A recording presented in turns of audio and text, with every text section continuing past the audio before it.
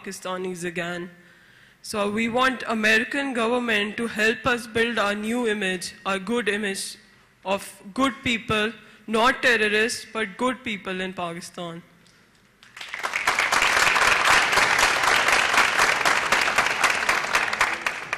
And that, of course, is one of the reasons why I'm here today, because I do not want anyone, anywhere in the world, particularly in my own country, to have any misunderstanding about the people of Pakistan and the extraordinary abilities, talents, and positive contributions of the people of Pakistan.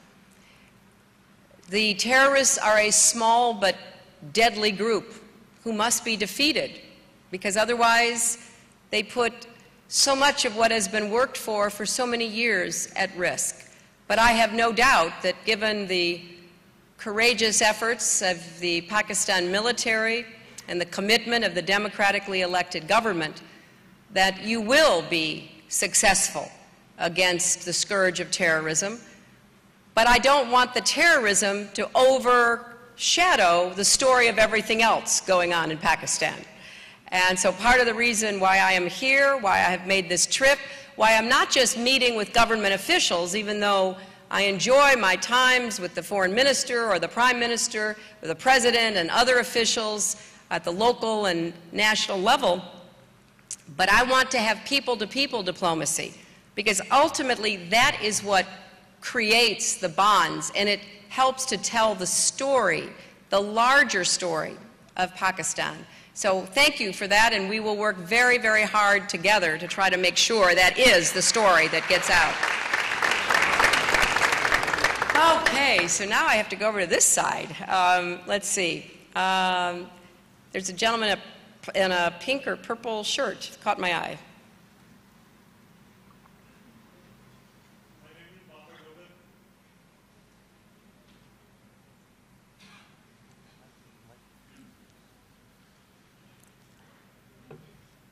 You know, one thing we might do that could make it move more quickly is if people would go to the center aisle who wish to ask me a question, then we could just pass the microphone right down. We'll just go in order of how people line up, and I want to have some gender equality here. So, okay, so stop right there, and we'll bring the microphone down. The gentleman with the pink, why don't you come around? You can have the first question. Why don't you, sir, come around? Looks like I'll have to be here for a week. All right?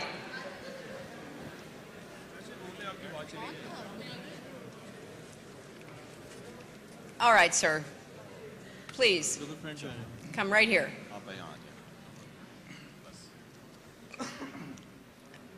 My name is Babar Dogar. I am member of National Assembly of Youth Parliament under Could you the move the microphone a little bit closer, sir? I am the member of Youth Parliament under the leadership of Ibrarul Haq. I want to say that why American government always support Indians as compared with Pakistan, although Pakistan always standing with Americans in every situation.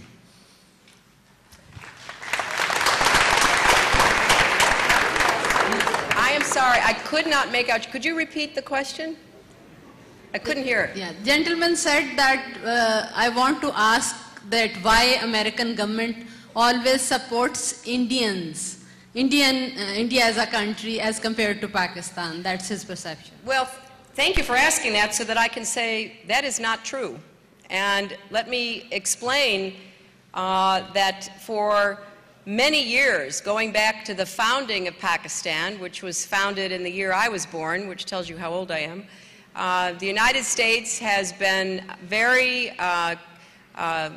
closely allied with Pakistan, has worked with the people and governments of Pakistan. There have been, periods of time when we were very closely connected.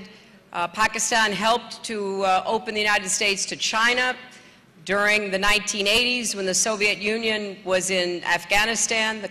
Our two countries worked closely together. Now, there have been some problems in our relationship, and there have been some problems and ups and downs in your governments. So it's been challenging at times. but we have had a consistent relationship with Pakistan. You know, my husband spoke to the people of Pakistan when he was president in 2000 and expressed very well our relationship and our connection. But we have relationships with all countries, and we have a relationship, obviously, with your neighbor India. And what we hope is that at some point in the future, which I would like to see in the not too distant future, Pakistan and India can resolve their outstanding differences. And why do I say that? Because I believe that trade between Pakistan and India could rival trade anywhere. I believe that if there were peace between Pakistan and India and the outstanding issues were resolved, Pakistan would take off like a rocket in terms of economic development. Now, that is just my perception, but I have studied economies around the world, and Pakistan has such an opportunity to be a powerhouse. You are so strategically located. You know, just look at where you are geographic, and that you have access to the sea. And if you had, you know, trade opening up to the north, to the east, to the west, it would make a huge economic difference to your country. And one of the major obstacles standing in the way is the distrust and the history between India and Pakistan, which blocks the kind of opportunities for investment that I think could make a huge difference. So we are friends with both Pakistan and India. We work with both. We have given far more aid over many, many years to try to help Pakistan's development. It's up there with among the top countries that we have tried to support. We have had numerous meetings with your democratically elected government in the last 9 months. So we are working hard to make sure that we have good relations with both countries, and we encourage both countries to address these problems that only you and India can resolve. Yes. And now we have some questions via email also. One question from Peshawar.